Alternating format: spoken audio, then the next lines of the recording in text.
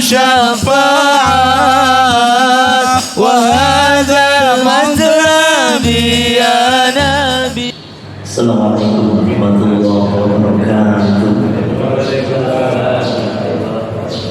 Alhamdulillah rabbil alamin wa bihi nasta'inu ala umuri dunya waddin wa ala alihi wa ashabihi ajma'in, amma ba'd. Alhamdulillah. Bismillahirrahmanirrahim. Kitabul Jihadi. Adapun ini kitab yang menjelaskan tentang jihad. Al-jihadu, adapun jihad min faraidil islami, itu termasuk fardu-fardu Islam. Wa sya'airuhu, dan termasuk syiar-syiar Islam al-utma yang agung. Dalla ala masyru'iyatihi, adapun dalil yang menunjukkan disyariatkannya jihad min kitabillahi, itu dari Al-Quran. Ayatun, beberapa ayat, katsiratun, yang banyak. Minha, diantaranya qauluhu ta'ala, firman Allah Ta'ala, kutiba, diwajibkan alaikum, atas kalian, al-qitalu, berperang. Ya, wa adapun perang teh kurbun, itu sesuatu yang gak enak, sesuatu yang gak mengenakkan. Kurbun itu sesuatu yang kalian laku bagi kalian, sesuatu yang kalian benci gitu. Wa asa, dan boleh jadi, antaqrabu syai'an, kalian itu tidak menyukai sesuatu, wa adapun sesuatu itu khairun, lebih baik, lakum, bagi kalian. Wa asa, dan boleh jadi, antuhibbu, kalian mencintai syai'an, sesuatu, wa adapun sesuatu itu syarrun, buruk, lakum, bagi kalian. Wallahu, adapun Allah, ya'lamu, mengetahui, wa antum, dan kalian, la ta'lamun, tidak mengetahui. Kalian tidak mengetahui. Ini jihad, Pak. Ini wabil khusus jihad perang, Pak, yang dimaksud tuh. Jihad perang di zaman Kanjeng Nabi, di saat para sahabat masih sedikit, ya toh. Itu perintah jihad itu luar biasa, karena memang betul-betul ada musuh kafir Quraisy saat itu yang sering menyerang Kanjeng Nabi, dan bahkan wilayah-wilayah lain pun demikian yang menyerang Kanjeng Nabi. Dan waktu itu yang dikatakan orang yang berkuasa itu nanti akan bisa menyebar gitu, makanya ada ekspansi, ya toh, ekspansi wilayah. Cuma yang dimaksud jihad di sini betul-betul ketika Islam diserang, maka jihad hukumnya wajib gitu. Nah, ini ayat Al-Baqarah ayat 216 ini waktu itu, Pak, turun berdasarkan asbabun nuzulnya, itu berdasarkan para sahabat terutama kaum munafik, ya, kaum munafik yang dipelopori oleh Abdullah bin Ubay bin Salul, ya, itu mereka dia dan teman-temannya itu selalu ngojok-ngojokin jangan sampai orang itu ikut perang, ya toh, ikut perang. Makanya perang Uhud itu yang disebabkan oleh Abdullah bin Ubay bin Salul, yang saat itu jumlahnya Kanjeng Nabi mencapai 1000 orang, ya, kurang lebih 1000 orang. Ini gara-gara Abdullah bin Ubay bin Salul ini, maka yang tadinya 1.300 pulang, 300 pulang, sehingga tinggal 700. Itu gara-gara si munafik. 700. Masih dipotong lagi. Dipotong, yakni sahabat-sahabat kecil, ya, sahabat-sahabat kecil. Yang namanya sahabat itu kan setiap orang yang bertemu dengan Kanjeng Nabi, ya, bertemu dengan Kanjeng Nabi dan iman kepada Kanjeng Nabi, walaupun sebentar dia bertemu terus dia iman kepada Kanjeng Nabi, itu namanya sahabat. Walaupun baru lahir, Pak. Ya, ini di dalam kitab kitab apa ya? Saya lupa. Kemarin di dalam Nashul Libat ada, ya, Nashul Libat ada. Kok Nashul Libat? Sebentar. Di Sulam Munajat, itu sahabat. Sulam Munajat itu disebutkan bahwasanya yang namanya sahabat itu orang yang bertemu dengan Kanjeng Nabi dan dia iman kepada Kanjeng Nabi. Ya. Makanya anak kecil pun disebut sahabat. Ya. Abdullah bin Umar, Abdullah bin Amr bin As, Abdullah bin Mas'ud, itu masih kecil-kecil sahabat semua. Ya toh? Sahabat semua. Nah, orang ini memperingati peringatan kepada orang-orang munafik, Pak. Orang-orang munafik itu kalau diajak jihad, mereka pada benci, mereka pada malas, mereka kagak mau jihad, nggak mau ikut perang. Makanya di sini disindir oleh Allah, asa antaqrabu syai'an wa huwa khairul lakum. Boleh jadi kalian itu membenci sesuatu padahal sesuatu itu baik untukmu. Gitu. Wa asa an tuhibbu syai'an, boleh jadi kalian itu cinta sesuatu, suka sesuatu. Wa huwa syarrul lakum, padahal sesuatu itu buruk bagi kalian. Ini kalau keluar dari tema, Pak, keluar dari tema jihad. Kita itu kadang-kadang berdoa ini, berdoa itu, A B C D, wes doa, bla bla bla bla bla. Terus kadang-kadang kita ini doa sebulan, berdoa 2 bulan, 3 bulan, sampai 1 tahun, 2 tahun, 3 tahun. Kadang-kadang kita merasa, perasaan saya doa melulu tapi Allah kok gak ngasih. Pak, Allah itu lebih mengetahui tentang kita. Allah lebih mengetahui kebutuhan kita daripada kita sendiri. Makanya kita itu yang penting doa aja, Pak. Doa aja. Doa.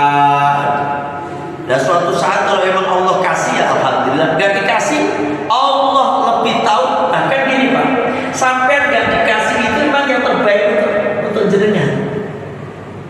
Seperti orang tua. Orang tua tuh ada anak, kadang-kadang minta sesuatu, anak itu yang ada anak minta pisau. Ini kalau orang yang bijak, orang tua yang bijak, nggak mungkin dikasih, Bapak, nggak mungkin dikasih. Nilai, ini orang tua stres kalau ngasih pisau. Bisa jadi ini pisau bisa berbahaya untuk dirinya sendiri, bisa juga berbahaya bagi orang lain, ya toh. Jadi ingat waktu saya masih kecil. Masih kecil saya kan ngaji sama ini, diceritain ikut ngaji. Waktu itu mas-mas saya itu istilahnya cerita tentang kekebalan. Ceritanya saya sama Pak Lek saya, Pak Lek Tarsan, ini kisahnya. Karena senang ini main Mbah Nang saya, kakek saya itu lagi ngasah pisau, Pak, ngasah pisau. Kita berdua, Mbah Nang saya pergi, saya ngomong sama Pak Le, nih kebalik gitu, kebal. Sama Pak Le dibacok, Pak. Ini masih ada, nih dibacok, truk yo mocor, Pak. Mana tajam lagi? Ini tajam, ini sampai keluar begini. Ada ini masih ada. Tapi saya ingat. Nah ini artinya apa? Pisau itu kan bahaya bagi anak kecil. Ya kalau yang ujung-ujungnya bisa itu tadi, bisa madhor untuk dirinya atau orang lain. Begitu juga, Pak. kadang-kadang kita ini minta sesuatu yang menurut jenengan itu baik, padahal menurut Allah belum tentu baik loh Pak. Ya toh? Jenengan minta, ya Allah kasihlah aku ya Allah kaya, jadi orang kaya sevilla misalnya di villa ini yang paling kaya siapa? Kalau di Blok A mungkin yang paling kaya siapa? Jadi ya di Blok A, atau ada yang kaya lagi? Ada lagi? Yang saya kenal Pak Haji Andi, Pak Haji Andi. Ada lagi yang kaya? Di sini ada yang kaya? Ada yang kaya lagi ya? Yang saya kenal cuma Haji Andi. Kalau yang ada yang kaya lagi, mohon maaf kalau nggak sebut gitu kan. Dengan doa, ya Allah saya pengen jadi orang kaya sevilla satu, ya toh?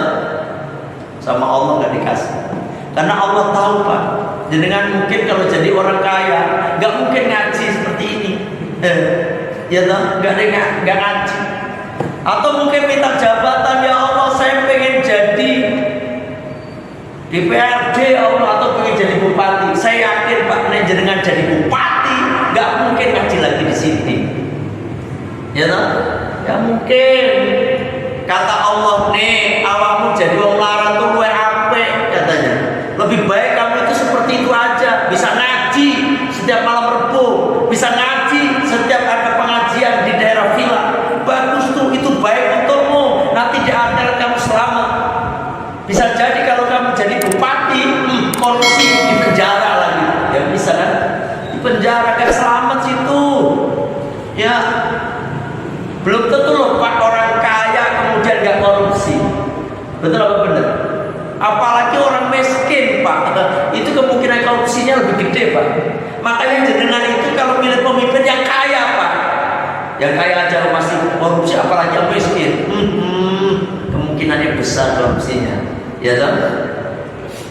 Yang pernah kasus kan ada, kita udah punya bupati kaya Pak, kabupaten ini, tapi masih aja seperti itu. Wallahu a'lam tak korupsi bener apa enggak, tapi kan menurutnya kan begitu, ya toh? Apakah enak?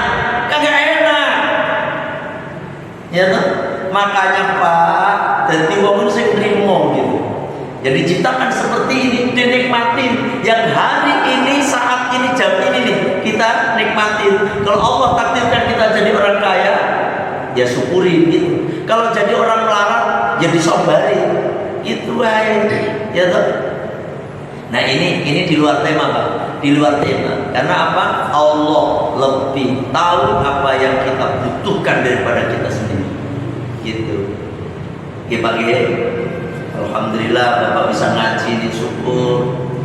Mau saya ada kok jamaah tuh Pak. Waktu begini nih, tapi bukan di Blok A, bukan. Pengajaran di tempat lain itu ada, rajin ngaji, terus ngaji begini. Loh, lama-lama kagak pernah ngaji. Kemana ini orang? Ternyata jadi RW Pak. Baru jadi RW aja nggak ngaji. Langsung saya begini, ini kisah nyata Pak. Ya, ini bukan di Blok A, tapi di tempat lain. Jadi RW, bahkan RT aja kadang-kadang udah nggak mau ngaji Pak. Ya toh? Ini padahal nih Pak ngaji ini males pol Pak.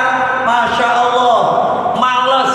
Padahal ini ngaji Pak, model seperti ini, taklim seperti ini, baik untuk kita. Yang mana pahalanya seperti 1000 rakaat sholat sunnah. Jarang, males yang pol. Habis sholat pengennya pulang, terus ngopi sambil wudhu kan begitu. Ya toh? Ini di rumah atau TV agak jelas ada dengaran Anda baru berangkat lagi. Ada yang kayak gitu Pak. Alhamdulillah sampai ini ditunjukin oleh Allah. Nih ngaji, walaupun sebentar. Ngaji kita nggak ada nyampe 1 jam loh Pak. Tapi beratnya minta ampun. Ya kan berat. Ya, padahal ini Masya Allah nanti jenengan kalau udah mati, ingat ya, jenengan kalau udah mati, ingat-ingat kata saya, jenengan pengen hidup lagi dan pengen ngaji Pak, tapi percuma, ya kan? Wah ternyata iya ya, saya ngaji ini ternyata gede banget pahalanya, cuma beberapa kali ngaji aja banget, gede banget, apalagi tiap hari ngaji, begitu Pak, nyesel sampai ya kan? Terus yang mungkin anggap jenengan sukai itu bisa jadi itu madharat bagi jenengan apa saja. Bahkan sesuatu yang enak itu kadang-kadang menyakitkan ujung-ujungnya, Pak. Sampai makan seblak enak nggak seblak? Seblak atau daging, dia makannya daging sate tiap hari mati, sate apa namanya? Sate Marangi, sate Marangi. Yang terkenal kan sate Marangi, makannya sate terus gitu loh. Yakin Pak, nggak lama sampai, nggak lama ya nggak penyakitan ujung-ujungnya, bukan nggak lama mati terus begitu. Gitu loh Pak. Bahkan ada yang saya ketemu orang Pak, ketika dia lagi makan begini, dia udah gak mau makan sate sama sekali. Karena apa? Sama dokter dilarang keras. Padahal tadi dia maniak sate dia. Tuh, ya toh? Makan sate enak kan? Apalagi sebenarnya sih satenya biasa-biasa. Yang bikin enak itu sebenarnya bumbunya. Pak, nek jenengan tuh, nek don sampai nek gak ngerti. Saya itu ada langganan sate itu 2. Satu, sebenarnya dagingnya itu biasa aja, apa kan? Daging itu biasa-biasa baik. Satunya dagingnya gede-gede, wah utuh-utuh lagi. Tapi gara-gara bumbunya enak Pak, ya saya nggak jadi kesini Pak. Ya toh? Nyun sewu Pak, nek sampean nggak ngerti, daging tikus disunduki, terus di sate, terus bumbunya enak, sampai enak kali ini, pasti begitu Pak. Betul apa benar nih? Coba Bapak itu makan tanpa ada bumbu sate, makan doang, nggak enak Pak. Ya toh, yang bikin enak itu bumbunya, apalagi bumbunya enak, satenya juga ada daging dong, dan itu nggak bagus. Dan bahkan survei membuktikan orang itu kalau sengaja makan enak-enak, ujung-ujungnya tua penyakitan. Nah, yang tua ini, orang tua saya ini, Mbah Dilem, mbah saya, itu manane apa Pak? Manane ini orang belum daging. Pokoknya kadang-kadang nasi putih, ya toh, ono lalapan, ya toh, lalapan sampai sambal, wes kudu bae makane. Itu awet hidup Pak. Awet hidup maksudnya sehat, maksudnya begitu. Sampai beliau tua, gak pernah sakit tuh ya, sakit sebentar beliau wafat, ya kan? Artinya apa? Sakitnya pun gak pernah parah. Itu mbah saya, nenek saya dari bapak saya. Terus yang kedua mbah, artinya ibu mertua saya almarhum, ya khusus. Al-Fatihah. A'udzu billahi minasyaitonir rajim. Bismillahirrahmanirrahim. Alhamdulillahirabbil alamin arrahmanirrahim. Iyyaka na'budu wa iyyaka nasta'in.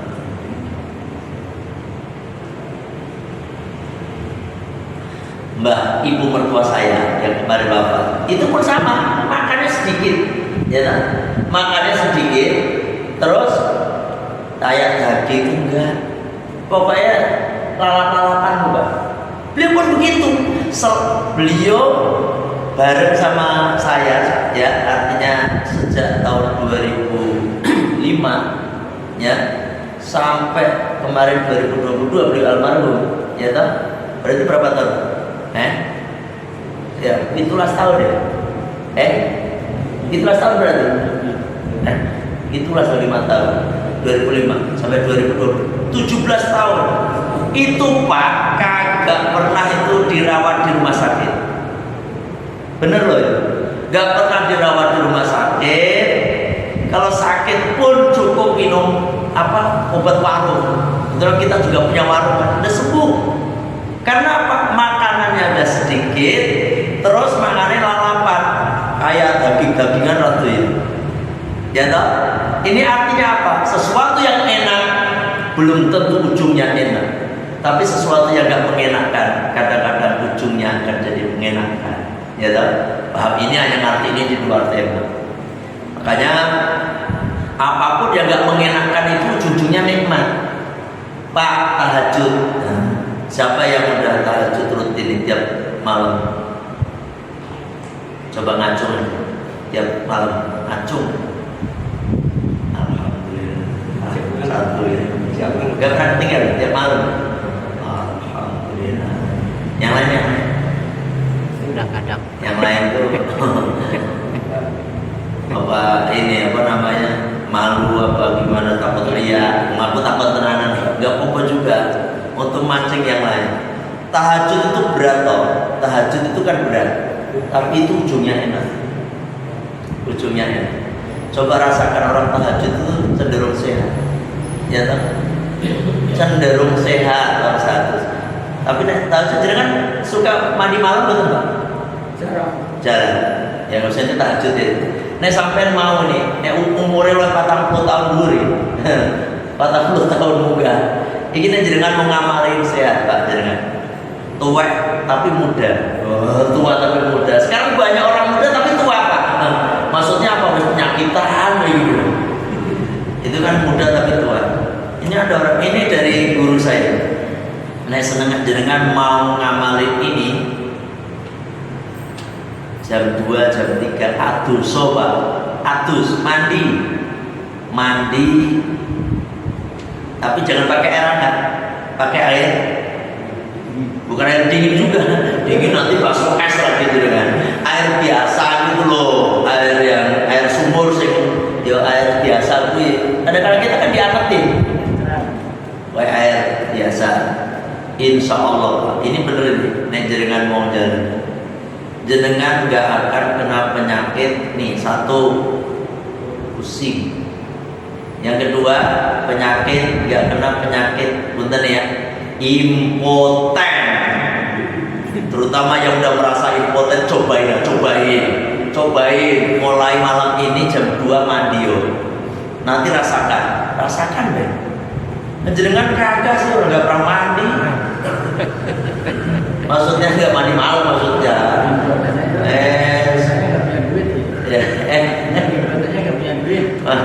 Impoten. Ini ada bener loh Pak. Cobain Pak. Ini kadang-kadang kan umur 40-50 ke atas itu mulai begitu toh guys. Kita yang males-malesan begitu susah. Istilahnya seperti motor tua gitu, susah dihidupkan gitu doang. Nah cobain itu dicobain. Ya toh. Mandi jam 2, jam 3, terus dilanjutkan sholat 2 rakaat. Walau rakaat ini, walaupun cuma 2 rakaat loh Pak, ya toh? Walaupun cuma syukur-syukur bisa 8, syukur-syukur atau lebih. Kalau sholat tahajud kan bebas toh, berapa rakaat saja, ya toh? Terus turu Pak, tidur nanti waktu sebelum subuh jangan bangun lagi. Untuk sholat qobliyah subuh sampai nanti jenengan sholat subuh toh, terus zikir. Kalau ada ngaji itu sebenarnya zikir sampai waktu biqadri rumhin, sekitar matahari setombak. Terus jenengan sholat isra 2 rakaat baru pulang ke rumah. Cobain aja. Ya toh? Bapak yang udah tahajud tiap malam itu sekarang plus mandi. Habis mandi terus, ya kan? Insya Allah Pak, ini bener loh, supaya pertama yang udah pusing-pusing itu, tapi kalau penyakit ada juga penyakit Pak. Kalau sama istrinya sendiri itu nggak bisa Pak, tapi sama melihat yang lain bisa. Ini penyakit lagi, ini juga penyakit. Aduh. Kalau melihat bojone sendiri kok nggak ada ini, tapi kalau melihat bojone mau ini penyakit nih sampean gitu kan, penyakit gitu ya. Wes ini di luar tema, biarnya dengan enggak ini. Tapi itu benar Pak, dijalani ya, dijalani. Terus itu dalil dari Al-Qur'an Al-Baqarah ayat 216. Wa minas sunnati, dan dalil dari hadis ya. Jihadul mutawassil sallallahu alaihi wasallam mundu udzina lahu fi. Sejak kanjeng Nabi sallallahu alaihi wasallam diizinkan untuk berjihad, ila annaki Allahu azza wa jalla, sampai Allah itu bertemu dengan Allah Subhanahu wa taala. Itu jihad. Kanjeng Nabi jihad terus Pak. Setiap ada musuh Kanjeng Nabi yang memimpin perang, ya toh, Kanjeng Nabi langsung. Kanjeng Nabi langsung sampai beliau wafat, perang apapun itu Kanjeng Nabi yang memimpin. Nah ini pemimpin Kanjeng Nabi sampai beliau wafat. Makanya, nah sekarang kan nggak ada musuh Pak, nggak ada musuh. Jihad kita tidak lain dan tidak bukan adalah jihadun nafsi, jihad melawan nafsu kita nih. Nafsu itu selalu mengajak orang ke yang tidak diridhoi oleh Allah, yang dimurkai oleh Allah. Itu nafsu sejak dia diciptakan. Nafsu itu temannya setan, terus akal itu temannya malaikat. Dalam diri kita ini ada satu malaikat, ada satu setan Pak, plus ada akal dan nafsu nih yang diciptakan di dalam tubuh kita ini. Kalau nafsu yang sudah menguasai, ujung-ujungnya setan pun ikut menguasai, maka nyuwun sewu Pak, diri kita ini akan seperti kal-an'am. Apa kal-an'am? Binatang ternak. Gak ada bedanya kita dengan seperti mereka, binatang ternak. Kita makan, ya kita makan, mereka juga makan. Kita minum, mereka juga minum. Kita kawin, mereka juga kawin. Gak ada bedanya. Yang membedakan kita ini nih, nyuwun sewu Pak, kita ini yang punya akal. Mohon maaf kalau itu kenyataan kekalaan Allah bahkan lebih sesat lagi, gitu. Makanya Kanjeng Nabi pernah ketika habis perang Badar, kata Kanjeng Nabi, roja'na min jihadil asghar ila jihadil akbar. Kita ini baru saja pulang dari jihad yang kecil menuju jihad yang besar. Wah, kaum para sahabat pertama bertanya, wa ma jihadul akbar ya Rasulullah? Jihad akbar itu seperti apa ya Rasul? Ini jihad melawan perang Badar aja luar biasa beratnya, mati-matian kita ini, ya toh? Kok ada perang? Apakah ada perang yang lebih gede lagi? Kata Kanjeng Nabi, qala jihadun nafsi, yaitu jihad melawan nafsu kita sendiri. Itu, ya toh? Makanya ya jihad sekarang nggak ada perang-perangan Pak. Ya diri kita ini sendiri. Ya besarnya Islam ini dari kita sendiri nih. Dakwah kita ini sekarang dari kita sendiri aja. Penuhin ini masjid nih. Masjid kita udah gede nih. Kalau bisa sampai atas-atas nih. Makanya orang dikatakan Islam itu akan maju ketika sholat subuhnya itu sama dengan sholat Jumat. Itu baru Islam yang luar biasa. Ya kan? Di sini sholat bukan di sini aja, di mana aja juga Pak. Kalau di sini singgung sampai tadi.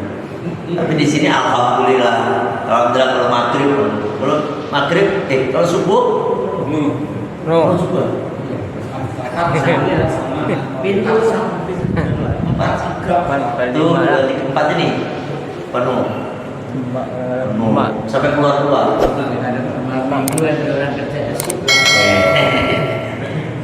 Percaya luar biasa. Ya, alhamdulillah. Ya itu jihad kita ya sekarang begitu Pak, dakwah kita itu begitu.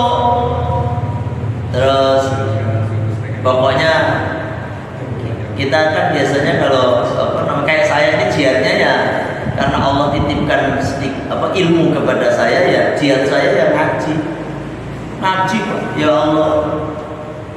Makanya alhamdulillah kalau bukan lagi umroh, kalau bukan pulang kerja, saya nggak pernah libur. Tanya, lihat aja, insya Allah. Kecuali jamaah itu sendiri yang liburin saya, gitu. Ya kan? Insya Allah Pak, insya Allah. Karena emang ngaji sampai mati itu bukan cuma simbol doang. Saya ngasih contoh. Saya pulang umroh tuh Pak. Saya pulang umroh, jam 2 aja ke rumah. Jam 4, saya setengah 4 saya berangkat ngaji. Mandi sebentar berangkat ngaji. Kata istri, ya istirahat ya. Pulang haji aja kan begitu juga. Pulang haji langsung ngaji malam. tanyain aja. Pulang haji itu kan waktu itu Selasa, pagi, siang, malam Rabu udah mulai ngaji. Ya toh, tamu tak tinggal Pak. Tamu ngaji kan pada datang toh, tak tinggal. Kata orang-orang haji itu 40 hari ngomong wae bisa. Lah, priwe? Ngaji yang utama. Ya toh, saya bilang nanti kalau bertamu ketemu sama saya nanti jam 11. Wah, katanya itu Pak saya pernah datang ngaji itu bledek ngerti bledek apa petir tunggu kenceng banget. Mana saya rumah sana kan mobil kan di bawah itu ya kan di bawah. Masya Allah, kata istri ya jangan ngaji dulu ya nih bledek. Saya bilang ya Ma, kalau ayah berangkat ngaji ini kena bledek sahid mah gitu, sahid mah ayah jangan ngomong begitu